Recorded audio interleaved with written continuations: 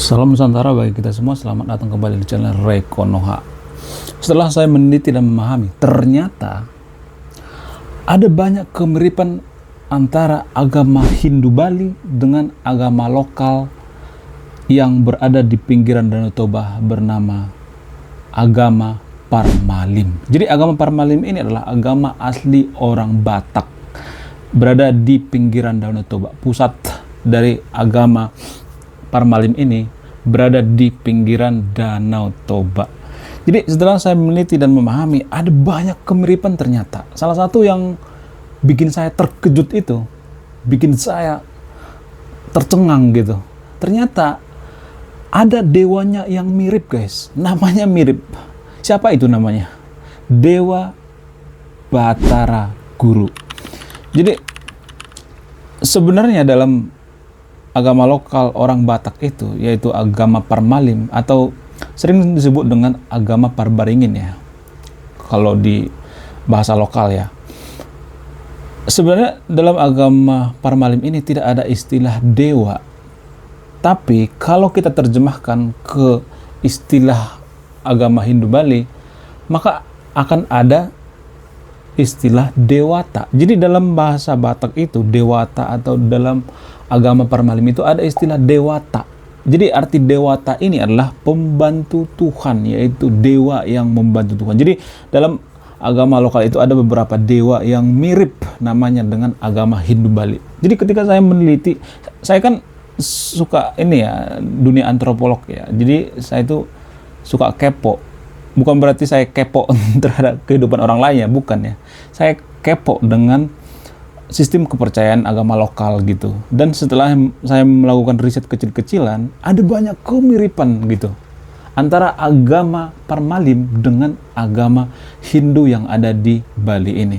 Salah satunya itu, yaitu ada dewa, nama dewanya yang mirip, yaitu Dewa Batara Guru. Nah, yang jadi pertanyaan, siapa Dewa Batara Guru ini? Apa perannya? Jadi kita mulai dari agama Hindu Bali dulu ya. Kita kupas satu-satu ya. Nanti kita cocokkan apakah ini perannya sama, apakah ini hanya kebetulan, apakah orang-orang Batak itu satu rumpun dengan orang Hindu Bali yang ada di Bali sekarang ini. Menarik untuk dibahas. Jadi kita mulai dari agama Hindu Bali dulu ya. Nanti kita akan bahas dari sudut pandang agama Parmalim atau agama asli orang Batak. Jadi dalam agama Hindu Bali itu, khususnya di Bali, Batara Hayang Guru atau Batara Guru, yang juga disebut sebagai Hayang Pramesti Guru, adalah guru sejati. Jadi Batara Guru ini memberikan gelar kehormatan. Artinya Batara Surya memberikan gelar kehormatan kepada Batara Guru ini. Gelar itu diberikan kepada beliau karena Dewa Siwa merupakan guru daripada para dewa. Dalam versi lain juga, versi lontar misalnya, atau versi tutur gong besi misalnya, atau kelompok naskah yang memuat ajaran siwastik ya. Jadi Batara Guru itu sendiri adalah Dewa Siwa itu sendiri. Koreksi saya kalau salah ya. Nanti saya akan tampilkan datanya ya. Sumbernya saya akan tampilkan di sebelah kiri saya. Sekarang dalam versi agama Parmalim, yaitu atau agama asli orang Batak yang berada di pinggiran Danau Toba. Jadi dalam agama Parmalim ini ya, Batara Guru itu sama seperti dewa ya. Tapi dalam konsep agama lokal atau agama Parmalim ini nggak ada konsep dewa. Cuman kalau kita terjemahkan ke agama Hindu Bali itu sama seperti dewa. Cuman namanya di agama lokal itu atau agama Parmalim itu disebut dengan dewata. Sebutan dewata. Jadi Batara Guru ini dalam agama lokal itu seperti penguasa benua atas. Jadi dalam istilah orang Batak atau agama Parmalim itu ada istilah penguasa benua ya, benua atas, benua tengah, benua bawah. Jadi kalau bahasa Batak itu disebut dengan penguasa benua Gijang, penguasa benua tengah gitu, benua Tonga, terus penguasa benua bawah gitu, atau benua Toro. Jadi posisi daripada Dewa Batara Guru ini menguasai penguasa langit yang paling atas. Jadi satu tingkat di bawah Tuhan yang Maha Esa. Jadi agama Parmalim juga punya istilah Tuhan yang Maha Esa. Apa istilah sebutan Tuhan dalam agama Parmalim? Dalam agama Parmalim itu disebut dengan Tuhan Mula Jadi Nabolon, Debata Mula Jadi Nabolon, yaitu Tuhan satu-satunya. Jadi ini Tuhan satu-satunya, terus di bawahnya itu ada Batara Guru, ada semacam dewa gitu, dewata, pembantu Tuhan yang Maha Kuasa ini. Jadi posisinya itu sangat vital ya dalam agama Parmalim, agama lokal yang ada di pinggiran Danau Toba ini. Sangat mirip ya. Beda versi kalau di Bali itu dia disebut sebagai, kalau berdasarkan data ya, itu perwujudan daripada Dewa Siwa itu sendiri, Batara Guru. Tetap juga posisinya sangat, ini juga ya, sangat vital juga posisinya. Persamaan antara agama Parmalim atau agama lokal, agama asli orang Batak ini dengan agama Hindu Bali itu, mereka sama-sama menjaga yang namanya alam, mencintai alam gitu. Mereka itu tidak bisa dipisahkan dengan alam gitu.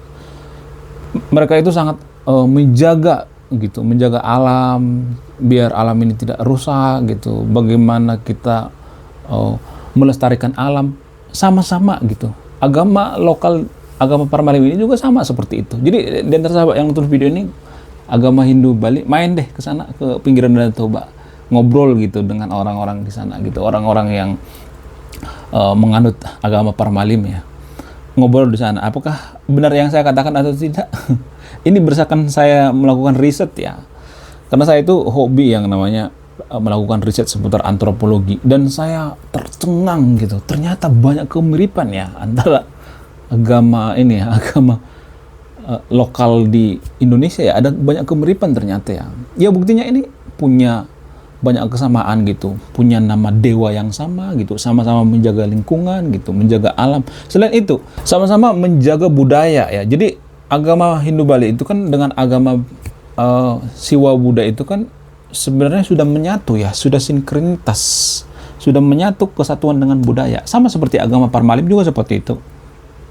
Makanya walaupun orang Batak itu mayoritas agama Kristen, kalau mereka, coba perhatikan, kalau mereka melakukan adat, ada budaya, mereka pasti mengucapkan kata Debata, Debata, Tuhan Debata Mula Jadi Nabolon. Jadi ini semacam penggabungan ya.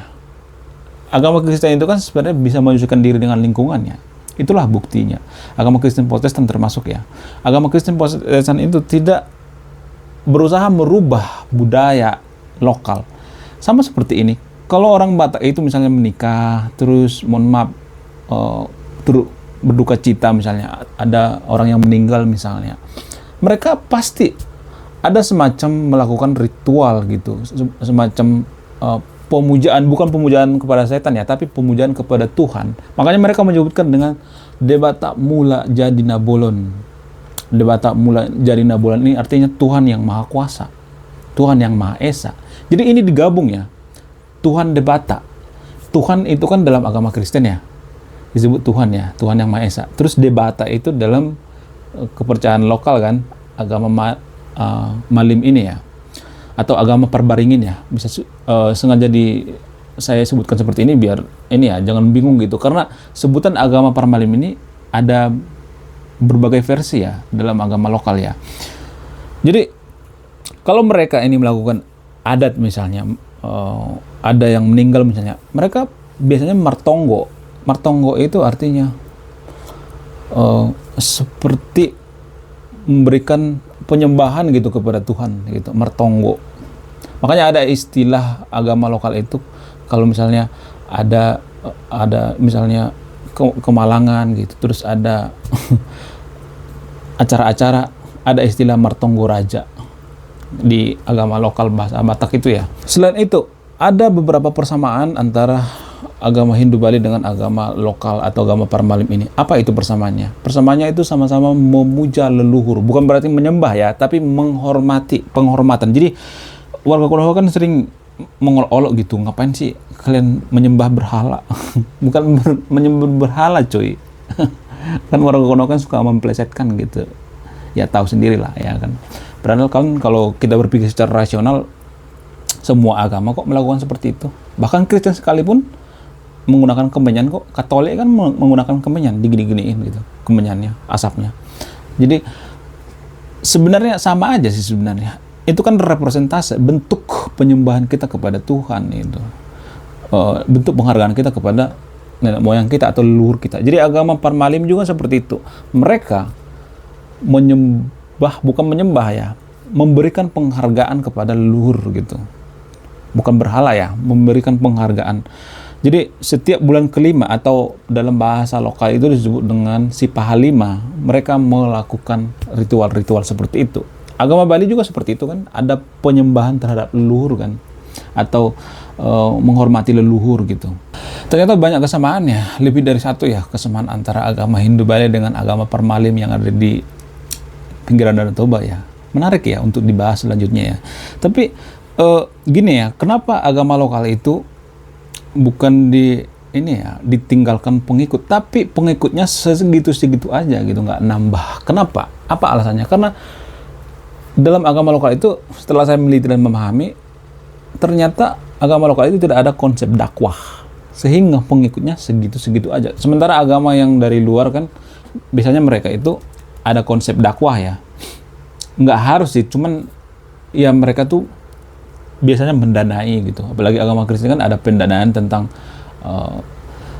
orang-orang untuk menyebarkan agama gitu, mewartakan gitu, evangelis gitu. Apa itu namanya? Banyaklah istilahnya itu, orientalis dan lain sebagainya. Jadi kelemahan daripada agama lokal ini yaitu nggak ada konsep dakwah. Selain itu, surganya itu kurang menarik ya. Tidak menjanjikan gitu. Kalau di agama luar kan surganya kan menarik ya. Ada banyak bidadari di sana yang montok-montok gitu, yang semok-semok. Jadi menarik gitu surganya. Orang juga tertarik kan kalau misalnya orang mau masuk ke agama tertentu, misalnya agama luar, enak ya di sana ya, di surga itu banyak bidadari misalnya. Ini hanya contoh ya, ini hanya agama di Konoha ya, bukan agama di Indonesia ya. Jadi jangan terlalu baper gitu. Ini hanya agama di Konoha ya.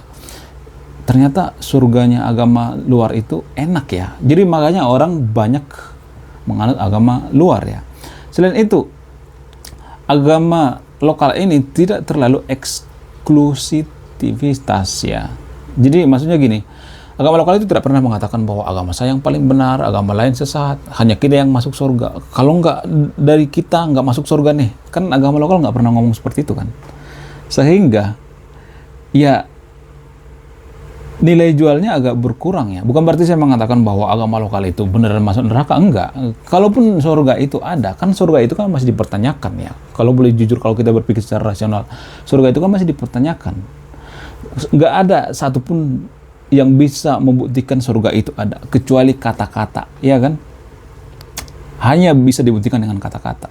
Surga itu nggak bisa dibuktikan dengan bukti secara ilmiah, nggak ada kan? Kecuali dengan menggunakan kata-kata. Jadi kalau boleh jujur ya, kadang kita mengata-ngatain bahwa agama lokal itu nggak masuk surga, hanya kita yang punya masuk surga. Menurut saya itu kurang rasional ya. Kalaupun Tuhan itu ada, karena Tuhan kan masih dipertanyakan juga kan. Kalaupun Tuhan itu ada, tidak mungkin dia pilih kasih hanya memasukkan agama luar ke surga gitu, terus agama lain gak masuk gitu. Ya kan? Jadi menurut saya ini adalah pemikiran-pemikiran yang harus diluruskan gitu. Agar kita apa? Agar kita tidak jauh dari leluhur kita. Karena gini guys, kenapa saya sengaja bongkar seperti ini? Sengaja saya bikin konten banyak tentang agama lokal. Karena tidak ada satupun negara maju di dunia ini yang maju kalau dia membelakangi ajaran leluhurnya. Kalau dia jauh dengan ajaran leluhurnya. Kalau tidak setia dengan ajaran leluhurnya. Kalau saya perhatikan ya, agama yang dari luar itu kan menyatu sama budaya ya. Misalnya agama impor gitu, itu kan menyatu sama budaya. Kalau misalnya dibawa ke Konoha misalnya kan, berarti kan budaya Konoha itu kan jadi ini kan berbenturan dengan budaya lokal. Harusnya kan menyesuaikan diri kan. Tapi kan yang kenyataannya kadang kita mengatakan, oh budaya ini nggak bisa, musyrik gitu, haram ini gitu kan. Kita kan ngomong seperti itu. Jadi sampai kiamat pun kita tidak akan bisa menjadi negara maju kalau kita membelakangi ajaran leluhur kita. Bukan berarti saya mengatakan yang nonton video untuk menyembah berhala ya, tapi ajaran leluhur kita itu yang paling dekat dengan kita. Contoh misalnya China. China itu maju karena ajaran Konfusianisme. Eropa misalnya karena apa? Karena filsuf-filsuf Yunani, Plato, Aristoteles. Jepang misalnya karena semangat Bushido.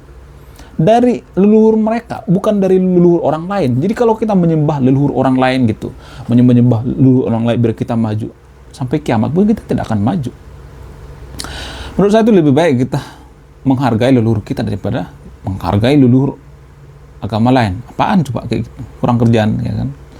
Mending kita memuliakan leluhur kita, karena itu yang paling dekat dengan kita, itu yang paling sesuai dengan kita. Agama leluhur kita itu atau agama lokal itu tidak pernah yang namanya perang gitu antar agama A, agama B gitu, nggak pernah. Bahkan agnostik versus agnostik pun nggak pernah perang, nggak pernah itu. Ateis dengan ateis lainnya nggak pernah perang, ya kan? Tapi antar umat beragama sering kan perang, ya kan? Perang salib lah, perang 30 tahun lah, Kristen Protestan sama Katolik lah. Dulu kan itu sering perang ya. Jadi ini ya, nggak banyak orang yang mengungkit hal seperti ini. Karena apa? Karena ini kan butuh riset yang mendalam ya. Karena saya juga orang yang sangat suka riset ya, walaupun risetnya kecil-kecilan. Dan saya tuangkan di channel ini gitu. Jadi saya bikin channel ini bukan hanya semata untuk cari duit gitu, cari AdSense, enggak. Karena saya resah dengan bangsa ini. Karena bangsa kita ini sudah tidak punya jati diri lagi. Nggak punya jati diri lagi guys, beneran. Nggak punya jati diri. Kita tuh ibarat manusia ya, kita tuh manusia yang linglung, nggak punya jati diri. Sebenarnya agama-agama, kalau boleh jujur ya, agama impor itu datangkan di Konoha itu sebenarnya misi visi dari penjajahan sebenarnya. Semua agama impor yang datang ke Konoha itu kan untuk memudahkan kita dijajah sebenarnya, kalau boleh jujur ya. Berdasarkan antropologi ya, kalau boleh jujur. Cuman kita aja yang nggak nyadar-nyadar ya sebenarnya. Kita nggak nyadar-nyadar. Di video sebelumnya saya sudah bongkar ini satu persatu ya. Cuman kita nggak aja yang nyadar-nyadar. Jadi tolonglah generasi muda yang nonton video ini, lebih baik kita menghargai leluhur kita, memuliakan leluhur kita daripada harus memuliakan leluhur orang lain atau agama lain. Nggak ada satupun negara maju di dunia ini yang maju karena mereka memuliakan leluhur orang lain. Nggak ada. Kita kehilangan jati diri. Jadi kita harus memuliakan leluhur kita. Lebih baik seperti itu daripada harus menyembah leluhur orang lain gitu. Leluhur orang yang dari agama apalah, dari agama batu lah, agama pasir gitu, agama gurun-gurun. Mending kita memuliakan agama leluhur kita gitu. Karena di situ ada banyak pelajaran, ada filosofi, ada pesan moral. Iya kan? Itu yang sesuai dengan daerah kita, iya kan? Sama seperti ini misalnya, ada filosofi agama lokal ya. Seperti menghargai alam gitu, terus menjaga alam. Kan kalau kita menjaga alam itu, otomatis kita akan takut buang sampah sembarangan kan? Itu korelasinya, ini berkorelasi. Agama lokal misalnya, karena mereka menjaga alam itu, maka mereka secara di mindset mereka itu, kalau kita buang sampah sembarangan, ini akan menjaga, ini akan merusak, maksudnya bukan menjaga, merusak alam gitu. Maka secara sadar mereka akan membuang sampah pada tempatnya. Contoh kedua misalnya, agama Siwa Buddha yang ada di Bali misalnya, ada karma misalnya. Karena ada karma ini, karma pala, sehingga kriminalitas berkurang. Bukan berarti saya mengatakan semuanya hilang, tapi berkurang.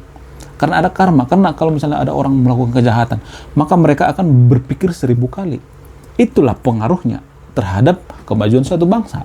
Udah kelihatan kan apanya? Korelasinya.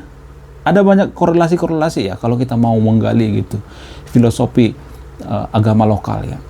Jadi ada banyak persamaan antara agama lokal, agama Parmalim dengan agama Siwa Buddha atau agama Hindu Bali. Jadi teman-teman yang beragama Hindu Bali mainlah ke Danau Toba, atau teman-teman yang beragama Parmalim main ke Bali. Saling tukar cerita gitu, saling tukar ini ya, bertukar pikir gitu, sharing. Menurut saya itu sangat banyak kemiripan antara agama lokal gitu, agama Hindu Bali dengan agama Parmalim. Bukan berarti mereka ini sama ya, bukan, tapi ada banyak kemiripan, ada banyak persamaan. Karena kita harus lebih baik mencari persamaan daripada perbedaan. Oke, sekian video ini. Saya Reko Noha. Sebelum saya dihujat oleh orang-orang yang berlebihan dalam beragama, orang-orang yang memuja leluhur agama lain, saya kabur dulu. Salam rasional.